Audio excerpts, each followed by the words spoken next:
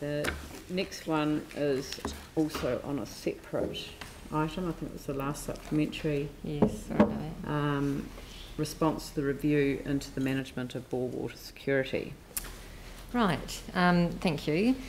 So you would have all read the report. The response, I have to say, because of early discussions with the author of the report, who kept us updated on some of his findings, and because of the urgency of dealing with the issue around temporary chlorination and the loss of a secure water status, then a considerable amount of work, as you know, has already happened, particularly in terms of the water supply improvement program, which Helen leads, and those 4 major streams about reducing chlorination, alternative disinfection, wellhead remediation, and future water supply strategy.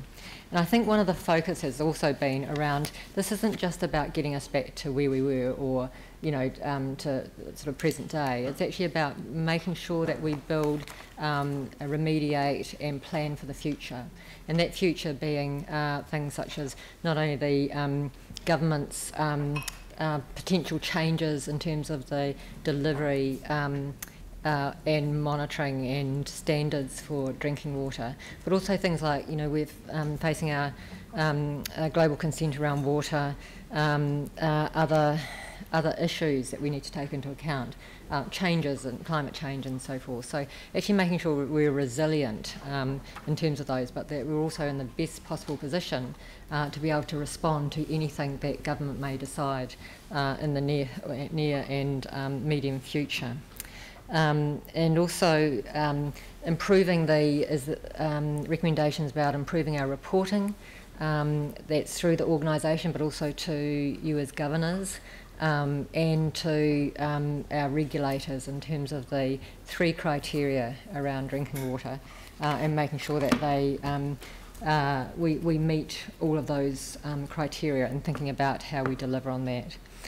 Recognising the community's very strong view against chlorination and again making sure that we're in a position that we can remove the chlorine as soon as possible. The other areas around risk management, we have been implementing the risk management program since 2015-16 with ProMap. It was previously we didn't have an enterprise-wide approach, we had group approach.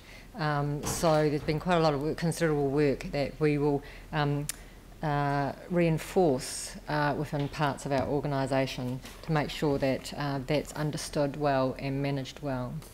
And so that work again is already happening.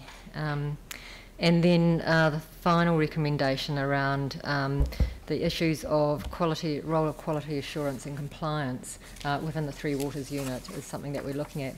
But again, we're also looking at how do we prepare that group for the changes that might happen and that will happen in the future, and again that we're in a comprehensive state that actually can meet all of those requirements as well. So I guess the message really is we're not just focusing on fixing what we had, but actually preparing for the future as well. Okay, do we have questions for the Chief Executive? Yanni, Phil? Thank you. I think the report's a good start, but there's still a lot of questions that are unanswered, particularly going back before 2008. There was a whole work program underway to enhance the security of our wells and our pump stations, and we haven't really had any explanation about what that work was, why it stopped, or whether it was continuing to a different standard. We also haven't had any explanation around what happened post-earthquake and how there was any or very little assessment of damage that related to the secure status. So I just don't know how we get answers to those questions, because I would have thought that's pretty important. I also had a question around, I still don't understand why the company that we were getting suddenly changed the reporting and why that information wasn't reported through to the people that were doing the maintenance. Okay. I just can't understand that. So that's the whole issue around escalating sharing information that it talks about in terms of pre-2008 and pre-earthquake.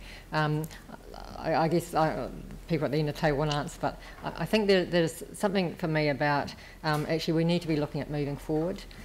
This is about this particular incident rather than the history of that, and that it's important that we actually deal with how we're going to make sure that we're in the best possible position to be able to make sure we retain permanent water without we retain water that doesn't have chlorination into the future. The issue around our contractors, you'll see in there that Dave's team have been doing quite a bit of work with our contractors around making sure that we have good monitoring, that we're really clear about expectations, and that we have a different relationship so that that we know what's going on in terms of our infrastructure, particularly around Three Waters. It's very clear that there's a change in the risk appetite for the engineers signing off on our drinking water, and that's not just a Christchurch thing, it's New Zealand-wide as a result of Havelock North. But it does recognise the issue that the information then wasn't shared or it wasn't picked up as being a risk or a concern. And part of that, it seems to me, to be, when I talk to people, that in the past, and certainly post-earthquake, the boreheads were signed off, but with an improvement plan. This time they weren't signed off. So the history would say that there was an expectation that we would still be signed off, but with an improvement plan. I still don't quite understand. We're doing a 5-year assessment of all of our wellheads. Mm-hmm. That's picking up issues that are being put in. So we're doing 20% a year, and there's recommendations that are acted on that would go to a certain standard to keep or maintain secure water status, even if it was provisional. And suddenly, almost overnight, those PDP reports just stopped going through. But up until that point, surely they were going through and having some sort of action. Even the ones before they changed to not have any clear resolutions or recommendations. Surely there were resolutions. They weren't being reported. They weren't listed in the levels of service. No. Sorry, but the assessments that were done prior to PDP changing how they were reporting surely was leading to work being done around making our wells and pump stations secure. Yeah, we had a program. They were, but they were also signing off that they were secure at the same time. So that's what changed. The drinking water assessor was happy to sign off a secure wells across our network, providing we had an improvement plan. And so the improvement plan was a large component of that, and you funded that improvement plan. And from 2011, we moved from below ground to above ground, for example. So that was the improvement plan that allowed her, or she felt was enough for her to give her security, that the risk was low enough that we could continue with our secure status. So when did the PDP reports stop being passed on to CityCare? The outcomes from those PDP reports, basically the issue was when we didn't get a recommendations from the June report that came through, and that, from my understanding, what were we going to do, and we went back to try and get, or the staff went back to try and get further information around that, and that came back to you in various bits as we were saying, well, let's upgrade, and that's why we went through a variety of different steps leading between then and December. Perhaps if we ask the question the other way round, so it's clear that the PDP reports were not provided to CityCare to inform the development of the maintenance program, nor to develop a remedial plan, and if there had been better sharing, this would have enabled the unit to provide a clearer picture of the state of the boreheads to the drinking water assessor. So we know that. Did the PDP reports ever go to CityCare? I mean, were they previously going to CityCare? I would have to go and exactly check with staff. I think it's worth asking that question, because was this a change? Yep. Because I suspect that they didn't. I suspect that this is part of the problem, because there's another section of this report that says that It is noted there was clearly tension in the relationship between Three Waters and CityCare in mid-2017 over the nature of the maintenance contract and CityCare's specific responsibilities around maintenance of the bore heads. And I don't know whether it was because they'd identified that there was, well, whether PDP had notified that there was water in the wellheads that hadn't been reported through to the Three Waters unit. So, I mean, it sounds like that there wasn't good communication anywhere in that chain of command. And I think that's correct, and that's one of the things this report's highlighted, and we have improved right around monitoring, reporting, as Carleen said, responsibilities and accountabilities. I would have said maybe a number of the recommendations that came from the previous PDP reports would have gone straight into our capital program, because some of them would have been more significant than what we would just do through a maintenance contract. But look, I'll have to talk to staff about exactly what happened to previous PDP reports. I can't answer that, I'm sorry. Okay, yeah. Thanks. Vicky? So in the report covers the sort of historical aspect of it, but my concern is always the things that we're not looking at and what can possibly happen with those. So just in terms of the overall water standards, we've dealt with the above ground wellheads, all those sorts of things, the testing of them. But the other aspect that isn't mentioned because it wasn't part of the report, and I totally get that, was the aquifer. So we've got two issues that we're currently facing. One is the nitrate incursion into our drinking water aquifer from under the Waimakariri River. Vicky, you know, I mean, I know that you want to be helpful and ask this question, but it's not relevant to this item. No, it's not relevant to of this business. item. I totally get that, but we're dealing with. Well, let's deal with it when it is relevant. But we are. There are three elements to the test. One of them is the aquifer. One of them is the aquifer. So we're doing the testing on the aquifer now for the 5-year. So the age testing work has been done. The modelling. No, it's not. No, we are it's testing security. nitrate, but and that will be covered in the water supply strategic plan. That is the place where that will be addressed. And I take your point that there needs to be a much more active relationship between ourselves and Environment Canterbury around land use controls in a broader area that feed into our aquifer system. There is two issues. One is the incursion from the land use in the Waimakariri. The second, and as I understand it, the revised application has gone in today for the bottling plant, which takes water and which we've expressed already in letters to ECAN our concern about the impact on our drinking water from that. So my concern about this is that we focus on these and we put a huge amount of focus, and meanwhile something else happens.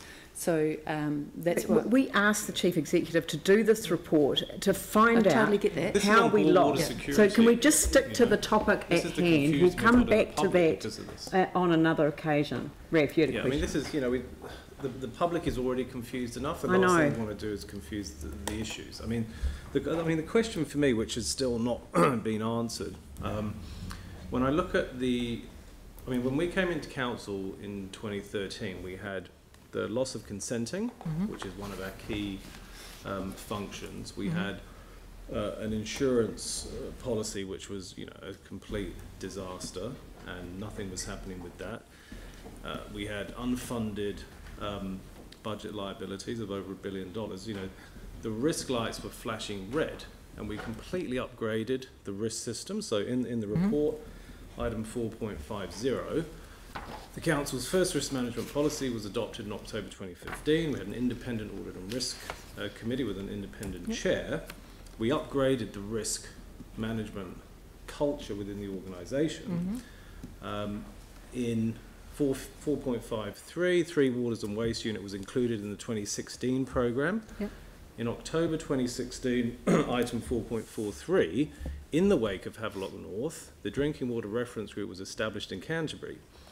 I'm missing the point at which the message, didn't appear that this was a serious issue that needed to be examined. I mean, why were people not all over the state of our wellheads following Havelock North? I mean, why did it take for us to find out about this till Christmas 2015? 17. Yeah. You know, I'm still not, you know, I've read all the reports, I understand, but where the red lights were flashing on this? I think if you read the Bruce Robinson report, he's saying that the red lights should have started flashing at that PDP report, which didn't have any recommendations. They should have been flashing way before. As soon as Havelock North happened, the risk management system was in place. I'm trying to understand why. And we looked, you know, it was basic maintenance around the wellheads. It's, as Yanni said, it's not something that is new to council. You know. And I think you've got to appreciate that there are a number of different signals coming through, because we were getting sign-off of our security from the drinking water assessor. One of the things, and the Bruce Robinson's report talks about us over-relying on E. coli, but we were getting E. coli elsewhere.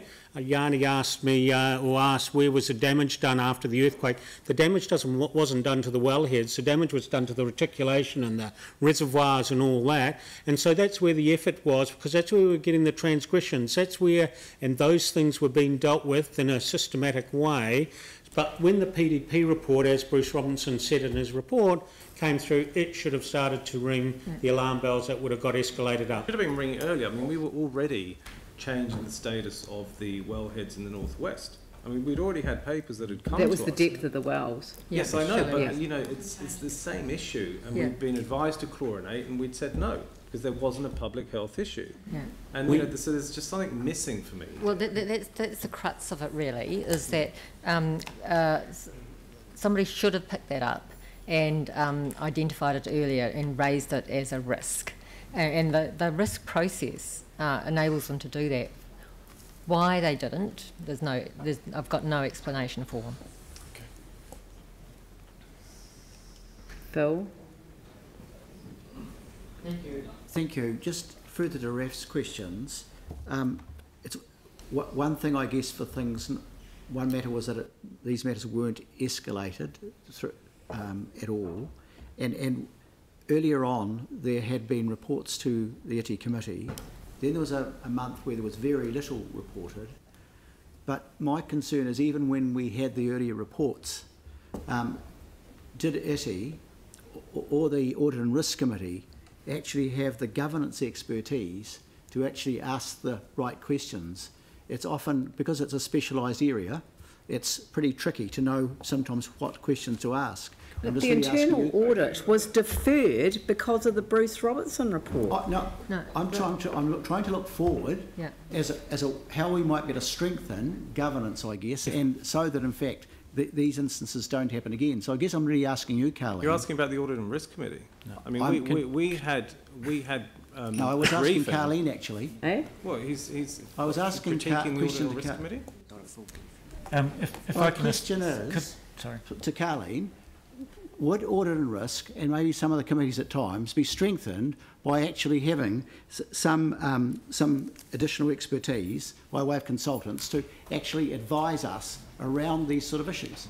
So I think Audit and Risk, for instance, needs to have their role is to have the confidence and the organisation has the necessary processes and mitigating factors in place. So they need to be reassured by that. So the information I think that ITI and the Audit and Risk Committee were getting was that, yes, we did, and that it was being dealt with. So some of this other information didn't get up to them. So it's not a matter of not having the skills. Both will rely on the expertise of staff and skills, and there's no issue about the technical expertise of staff providing that information.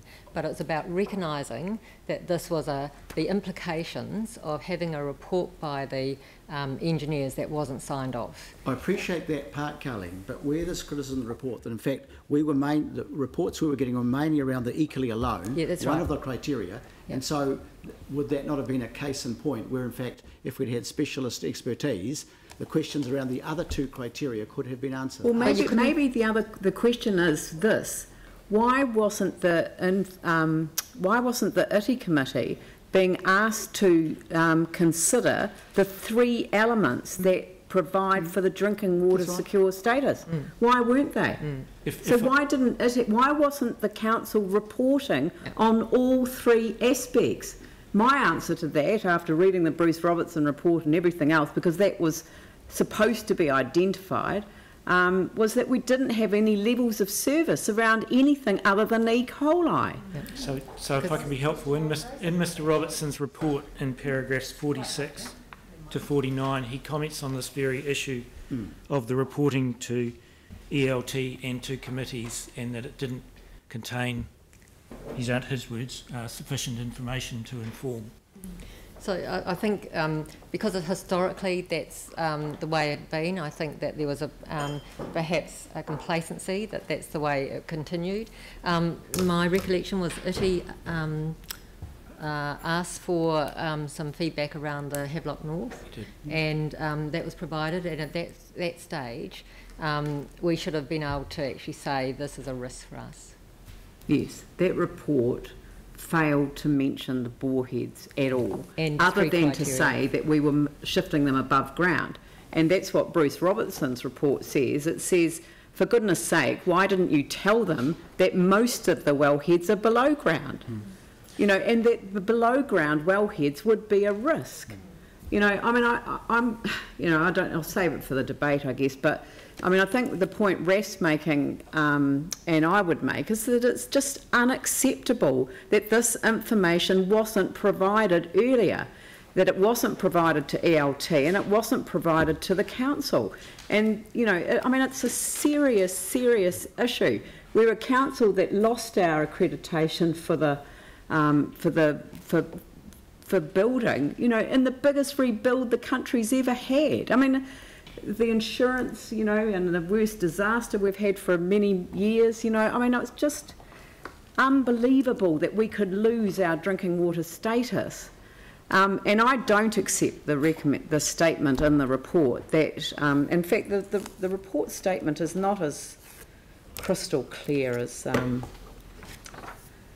people were sort of saying. While it is likely that earlier escalation would not have any significant impact on the extent of the problems being dealt with now, including temporary chlorination, or how quickly they would be resolved, it is perhaps more important that, and I've gone off the page, so I haven't got it immediately in front of me, but it was essentially making the point that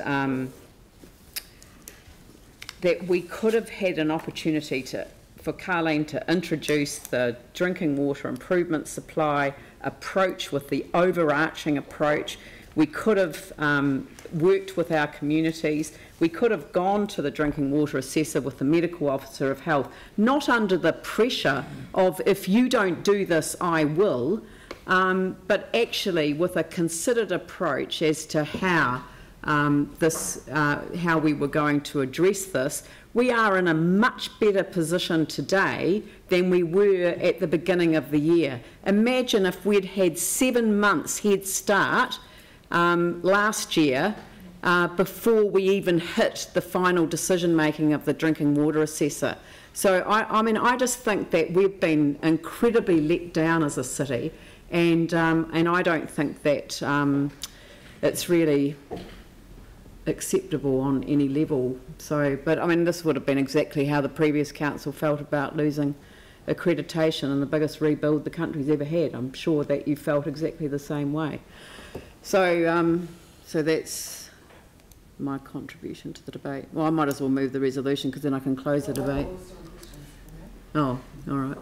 Well, I'm going to go because under 4.21 and 4.22, we talk about based on 3 criteria and a water strategy, which Helen started to tell about, and to make sure that the council and management are better informed of all 3 of the criteria and the importance of meeting each one of them. So can I just ask, what will actually eventuate in terms of the water supply strategy, in terms of us making sure that the aquifer is adequately protected, as well as the boreheads and the rigorous testing regime? I think the core of it is working closely with Environment Canterbury and working with the existing zone committees, because it's the zone committees that put up the regional plans, so that, you know, the regional the regional chapters of the Land and Water Regional Plan. So that's the first part of it. Okay. The second part of it is to ensure that we have a good knowledge base about those aquifers, and there's a lot of work that has been done, and there's more work that needs to be done to understand what that nitrogen load to come is, so what's already on its way through the aquifers, and what the potential nitrogen load in the future is. It needs to be said, though, that the nitrogen issue is some decades away. That doesn't mean that we should ignore it. Totally agree. Because once it gets into a source water, it's very, very difficult and very expensive to treat. So that cost-benefit analysis in terms of nitrogen rules, what that means to land use, what the costs are for farmers, but what costs are then saved in terms of an urban water supply, are all linked up. And central government is, of course, changing the National Environmental Standard for source water protection. So we should also be involved in that process. I totally get that, but part of my concern relates to some of the comments from the water zone committees and from ECAN. So the ECAN people, for example, saying that 3.85 was fine because it only destroyed all the invertebrates and didn't kill people yet. That was a concern. And the other issue around the potential water consent, where we've expressed our concern to ECAN about what they're taking.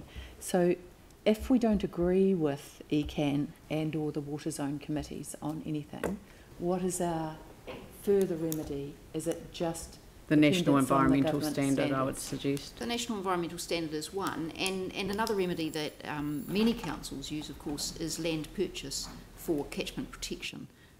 That's a big job if you're trying to protect the infiltration zone for an aquifer. However, that is another possibility, working with Environment Canterbury. Also, obviously, the Regional Land and Water Plan is another tool that they use in that regard. You talk, Vicky, about things that we didn't know coming down. If you have a look at the drinking water standards, there is another criteria in there that we need to do a huge suite of tests at least every 5 years on every, DDT, every pesticide you can think of, and depending on what levels they are, that depends on what becomes our determinants 1, 2, 3 and 4, and that we have to monitor them on different things. So the drinking water standards has got built in some early alarm bells for a whole range of other things that could come from land use activities, because nitrate's not the only thing potentially that could come down the line from industry, from agriculture, from whatever. But the drinking water standards, to comply with them, there's a wide range of tests that need to be done on a regular basis, which we do. On a 5-year basis, but if something gets up above a certain level, it then becomes a determinant, and then you've got to do it more regularly depending on where it sits. And really the real critical point is when it becomes half of the value that they consider it to be a health risk. So we are looking out, or we are monitoring to look out at a whole range of those other things that we may not know about. Thanks, Dave. And do we have any, perhaps more to Helen, do we have any special status, as we did, for example, in the quarry negotiations, as the drinking water authority that can be used in planning, in resource management issues particularly? Well, yes, we do, in that because we're one of the big users of the aquifers and we have a number of resource consents that could be affected by any new resource consents, we get notified about those takes, and then we can talk to Environment Canterbury about them and ensure that they don't affect our takes. Yanni? Sorry, I feel like a bit of a broken record, but I just want to be clear, because in the report it talks about the fact that the last time we had fully assessed compliance was in 2005, and that it's not quite clear what happened in December 2010, although I presume it's because the September earthquake. Yeah, it was put on. But actually, by that point, we should have actually had a very good assessment of what was needed, and it should have been very close to being agreed as secure. So there's a gap in timing that I can't get my mind around between 2005 and 2010 when the first earthquake. This is one, is it? The criterion one? Yeah, so PDP report on criterion 1, but also No, PDP didn't do the, they only do two. Only do two. They only do the bore heads. Well, sorry, then this is incorrect. But regardless, the timeline doesn't have kind of an explanation or any sequencing about what happened. But also in 2003, we Sorry, you're referring to the timeline on the bore heads? On the I could come back on what happened between 25 and 2010, but we got at 2010, because of the shake, there was an agreement that it might take a while for those aquifers to resettle down, and then we had 2 years of shakes that were violent enough, and so that was when the drinking water assessor said, well, let's wait until we agree that it's settled down, and that's when we started back in that process in 2015, and that's what Bruce has got in his report here to get that. But some of those tests take 6 months. Completed early next year or something? August 2019, I think, is the date that we are proposing if everything goes according to critical path. Right, but I think the advice in the 5th of September 2011, which was the greatest measure we have is the lack of a recording increase in the sort of diseases that would have been expected from a contaminated water supply. Yes. So that's before we've got secure status, post the biggest natural disaster we've ever faced, and we're finding that actually the risk to us as a city has been incredibly low because we haven't had the transgressions, right? Yes.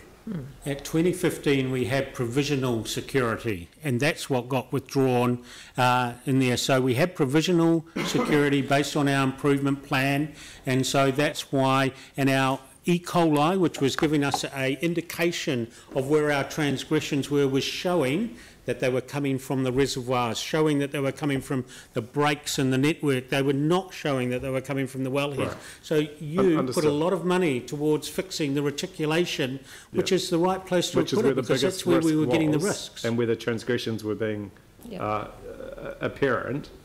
So, but regardless of that, PDP changed how they're reporting. A comment in this timeline, in this report, says that they're still not clear whether the PDP and city care relationship has been resolved in terms of what's expected, and that there was no questioning of why PDP changed their reporting structure. Did we get an answer as to why they changed, and have we got clarity with city care about what's expected of maintenance? We've certainly got clarity with City Care about what's expected maintenance. They are running all our chlorination schemes. They're running all the wellhead improvements below, well, not all of them, the ones that we're not putting out to tender, and their inspections, removal of water. You'll find, if you go out and see quite a few of them, they've been upgraded, they've got caps on them, they've got the pumps in there that actually work. So they've done all that, and the expectations have changed quite significantly since that. So in the normal course of events now, with the regular maintenance schedule, we would expect City Care to be picking up any issues that might jeopardise our security of our wells and our ports. Yes. Yeah. So Dave spent the last several workshops with City Care in the last 3 or 4 months clarifying those things and about the relationship, and also setting the expectations. Their contract comes up in 18 months, I think. Yeah, there's two. I've got 2 contracts, one for stormwater and one for water wastewater. And look, I can't remember. One comes in 12 months and one comes in 18 months. I think the stormwater comes first, but I might not have got that so quite better right. reporting, better so monitoring. The issue of just doing maintenance and nothing happening, even though things are in not a very good state, has been fixed.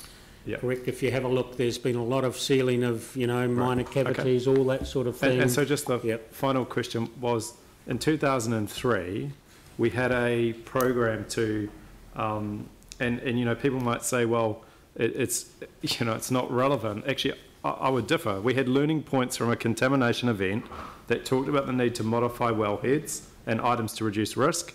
We had a learning point for the need for improved inspection and testing procedures to identify potential problem areas and deal with them before problems occur. We had a learning to increase physical site security. So what I can't tell from this timeline, and it may be quite a straightforward answer, is did all that work get done that was from the last big event that we had in terms of 2005? Was that work program completed to a standard that we were happy with? Or were there issues that happened as part of that upgrade, like not enough money being put on budget, that meant that we didn't get to that point. Can I just clarify, because I think there's a 2003 report you supplied to, and we gave to Bruce Robertson, that related to a petroleum leak spill in Riccarton, which talked about security, which the sense of that was security in terms of fences, barbed wire, security guards, because it was treated as a post 9/11 potential event. Is that the report you're quoting from? Yeah, it basically said recent events have highlighted the importance of our water supply, PHRMP, currently in the process of being finalised. The plan may identify the need for increased funding above the shown below. For example, even more backflow preventer installations, and a report will go to the committee later in the year. And it set out a whole budget of improvals, and it was around the physical security, but it was actually also about regular testing and maintenance. And all I'm trying to understand is, because I would have thought one of the actions from this should be that the water plan, the water improvement plan, now actually comes in front of us for sign-off at budget time, so we can agree to what the budget is, so we know the risk. We had a very good presentation the other day, but that's the first time we've seen it. So we know when we do our budget, here's what we're suggesting or what staff are proposing, and here's the implications if you agree to fund X versus funding Y. And that to me seems to be the biggest And I think and maybe we didn't, we've just done the EAG report. We are intending to bring the asset management plans, which will bring all that together and give you the implications of funding at different levels. We did try and do that, I think, within the 3 strategies we put together in the IS, and maybe that wasn't clear enough. And certainly EAG's got some things that we're going to improve on. In that area, my understanding, and if you go around, physical security around all of our water systems is very good. Someone, I can't remember, one of the councillors pointed out, but what if I broke in here and drilled a hole and tipped something? Was it Aaron? Someone, look, I'm sorry, there is ways to get around them, but we have got them all alarmed, we've got barbed wire around them, whatever. So I don't need an answer right now. So, I just think in part of the report, there's a context that's not clear from what happened when the 2003 legislation came in. I think it was 2003, the legislation. There was a regulation or... What happened is they changed the public health risk management plans, which is what you quoted, into water safety plans. And I think that was in 2002, but again, I might have to get quote, it might have been 2007. I can't remember the exact dates of that sort of thing. Anyway. I would go back, look, I sat on the original drinking water standards in 95, and I would have said our bores didn't reach, if they'd been absolutely to the letter of the law of the drinking water standards in there, our bores wouldn't have met them. And so there's been a long time that they haven't, if someone had been absolutely anal really about interpreting those rules, they wouldn't, and that's what's happened in 2015 and in 2017. PDP have said, I can't make that statement anymore. That's the second best line of the day. Sorry? But no, look, I mean, the thing is that what the report has highlighted is that prior to Havelock North, the system was pretty slack.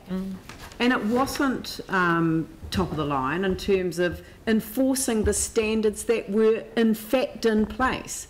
You might describe it by a particular reference to a part of the anatomy, but technically that could have been enforced as it was any time before 2016 when Havelock North happened. When Havelock North happened, the alarm bells went off for the northwest.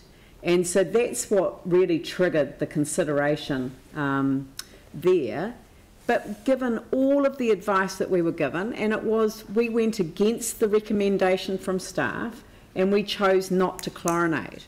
And I would like to think that if we had been given the information earlier, that there had been the ability to develop this overarching program that brought all aspects together, and to have a clear sequence of events that would follow in order to provide security around it. I'm not necessarily convinced that the drinking water assessor wouldn't have allowed us to remain provisionally secure. So, but we didn't have that opportunity, and even otherwise from that, we could have been talking to our community about the consequences of losing secure status for 7 months before we actually had to make the decision, And even then, we might have left the decision under those circumstances to the medical officer of health who would have been working hand in glove with us all the way through. So I guess that's my expression of disappointment about the failure to notify that this was an issue early enough for us to even respond to it in a positive way. And instead, we're backpedaling on the basis of, if you don't, I will, and then you lose control over the decision making. But that being said, the way the staff have come together in all of these units in order to come together with a plan and a very clear direction of work that will enable us to get to the point where we can stop chlorinating the water with everyone's sign-off, I don't think that we could ask for better in terms of the way people have responded when we've asked them to. So it's a brickbat and a bouquet at the same time. Pauline. Well, I guess so. Oh, wait a minute, one more question. Yeah, just on that drinking water reference group, which was established in October 2016, it did include the medical officer of health and the drinking water assessors. And apparently it reported up to the mayoral forum. I mean, have we ever had any information on what came out of that, what reports were produced, what the medical officer of health said back then, what the drinking water assessor said? It's a long route to the mayoral forum. It comes up to a group that I sit on, which is called the operations group, and the operations group then reports to the chief executives group, and the chief executives group reports to the mayoral forum. And so there's sort of a wide range of working groups that sit down there. So no, I don't think those minutes they sit with Environment Canterbury. I would imagine, and I'd have to go and have a look, that they're probably on their website, but I'm not sure. Yeah, I mean, I could give you a copy of what they do talk about.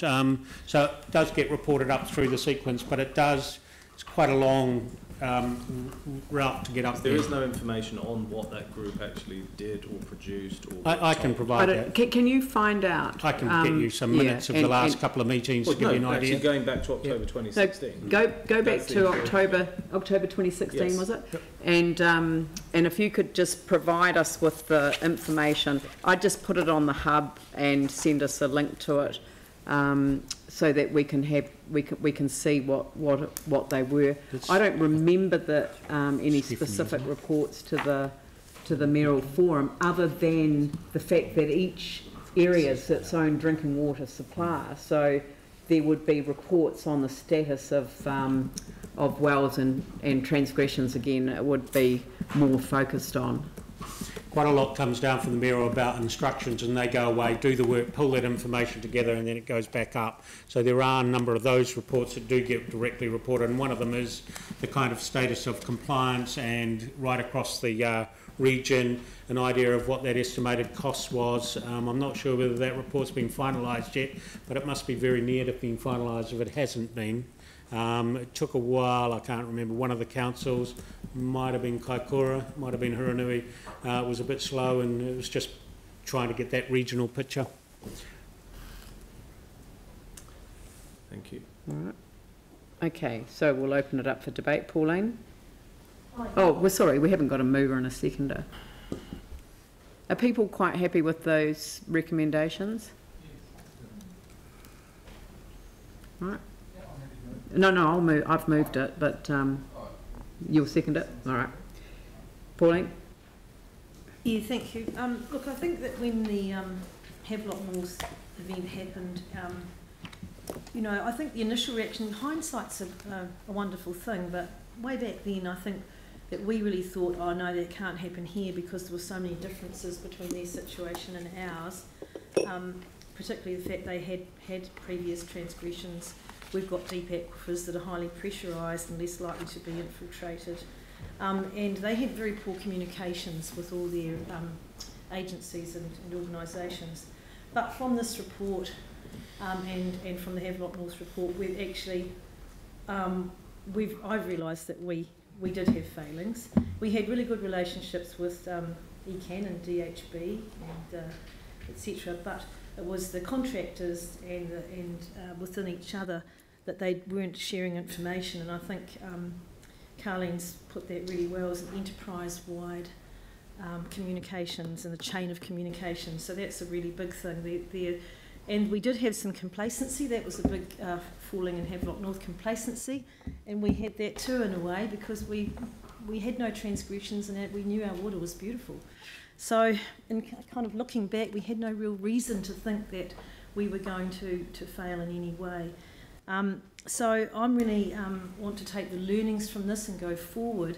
And to me, it's about actually making sure that the learnings that we've found stay in place and that we keep our eye on the ball, and future councils keep their eye on the ball always and not fall into complacency about any of this. So we get the standards in place, we comply with them, but we've always got oversight, and I suppose that would sit with the Audit and Risk Committee and the honouring the water safety plans there. So I guess that's pretty much all I've got to say on this, except the fact that hindsight's an easy thing, but at the time we thought we were okay, but let's take the learnings and continue to get this right. Phil? Actually, I agree with Pauline. What we have to do now is learn from what has gone wrong for us in Christchurch too. And that's why, in a sense, I guess I feel I've banged on about that when we aren't getting information as a council, that especially at the Audit and Risk Committee level, we need to know what questions to ask, and to get that, just to get those answers and questions asked, just like we have expertise around the whole accounting part, there are times when there's other issues that we should also ask the right questions on. And I think that's because, and just taking it back, that's what also went wrong in Havelock North. There wasn't adequate governance or strong governance, and especially it wasn't joined up with the regional council, and that was a criticism. So I just think that is something we can do. Already at Audit and Risk, we've made some major changes around the water safety planning stuff, and I think that's admirable. I think we've taken the steps that we need to take, but I think we need to keep in mind that a future thing that goes wrong won't necessarily be water, it may be something else, and that's where we need to strengthen up our governance by extra support. I think we've learned a huge amount, even in terms of the changes that happened, I guess, since Havelock North, in terms of how, in fact, the assessments and the way the assessments were being done on our water too, in fact, was changing quite firmly. And I guess that I feel still very disappointed, like others, that in fact we didn't get that information and always will. However, I think we are doing the best we can now, and we need to make sure though that we build on I guess what the work that has already been started actually, especially around audit and risk. Glenn? Thank you. I was here when this council lost its accreditation, although it could still issue consents. And in the big scheme of things, I can see some parallels in terms of when something goes wrong, you can usually trace it back and see some kind of systemic breakdown. There are some themes coming out, mainly elevation and escalation. I note on page 32 that it says there is no credible reason for not escalating this, and that was a theme that came out in the accreditation loss. On page 38 it talks about a heightened reputational risk as well. The arguments put forward that escalation was not seen as causative, but I would see it as part of the systematic breakdown over what happened. So that was a key theme, and the accreditation loss, the inability to elevate and escalate the problem. Also want to defend the right of elected members to persist in their questioning. We all know we want a united council, or some of us who are here in the last term wanted a more united council from the one before. I think, though, we need to take on the advice of people such as Oscar Alpers. Never accept anything without questions. It's our job. If it produces conflict, so be it. But we have to ensure that we keep digging and keep asking questions.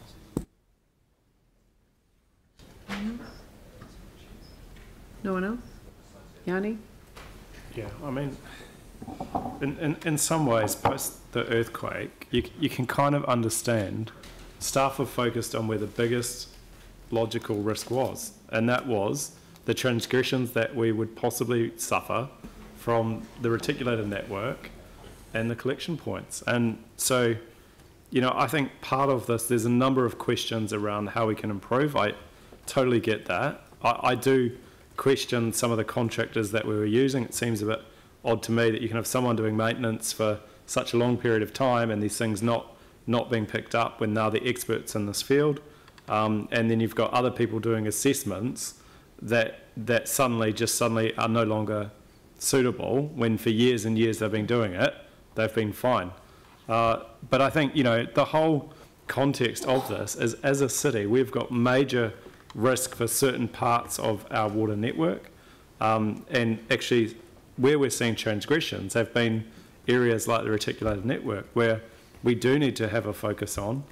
I think there's been other things that have been raised through audit and risk, which I've tried to highlight at various points around this council table. The loss of institutional knowledge, for example. We went through this in 2003. We had a major event, a major scare, a major learning from a event, and our own event, and we had a whole bunch of lessons to be learned and incorporated. And I think one of the concerns that has been raised through audit and risk, which I strongly agree with, is the over-reliance on external contractors and the loss of institutional knowledge within our own organisation to ensure that we understand what's happening. And I think there's a whole bunch of things in there that we could look at, and I know that that's been a thing that's been flagged, and hopefully we can get to a point of addressing it. The key thing is getting the chlorine out of our water as soon as possible, and I do certainly applaud the work that staff are doing in that regard. I should note that local government New Zealand at the zone meeting just recently, there is very strong concern with the way in which government is progressing on this.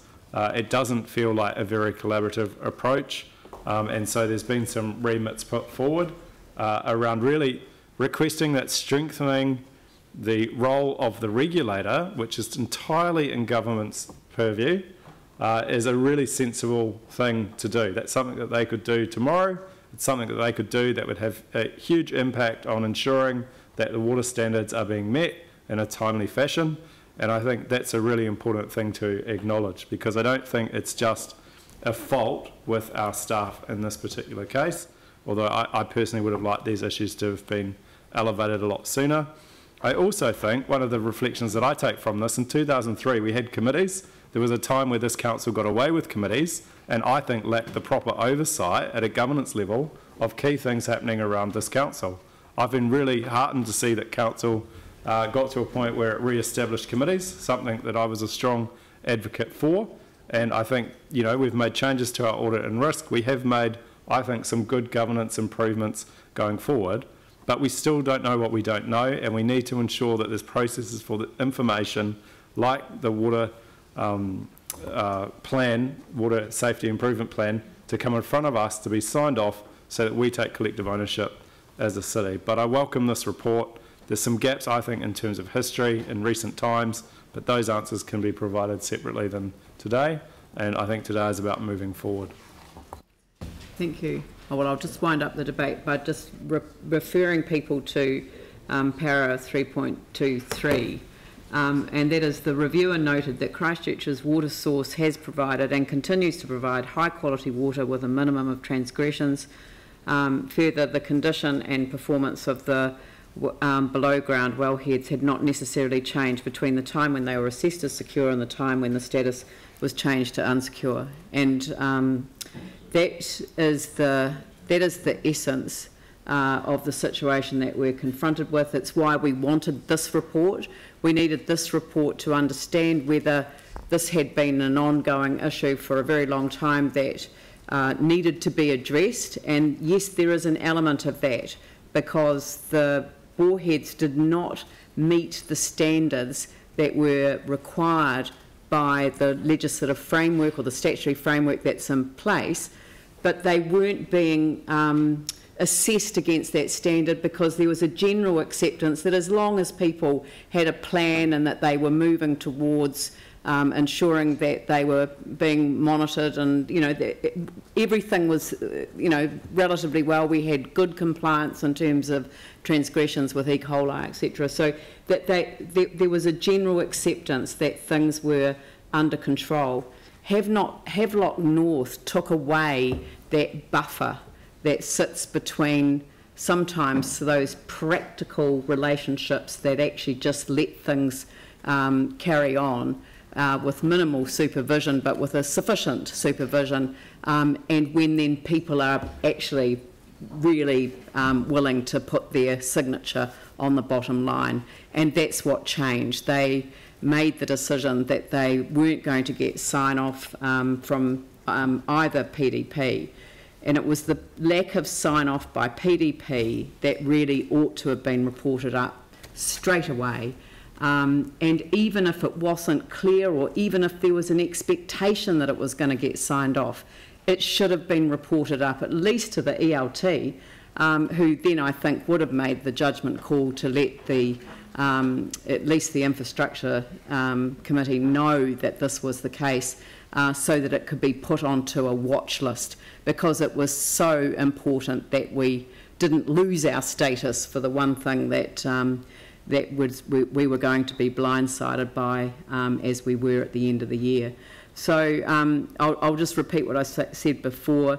It is unacceptable that this was allowed to happen, but on the other hand, the response of staff to the crisis that essentially eventuated from it has been exemplary. So, brickbat bouquet. I'll put the motion. All those in favour say aye. Aye. Those opposed say no. That's carried. Thank you.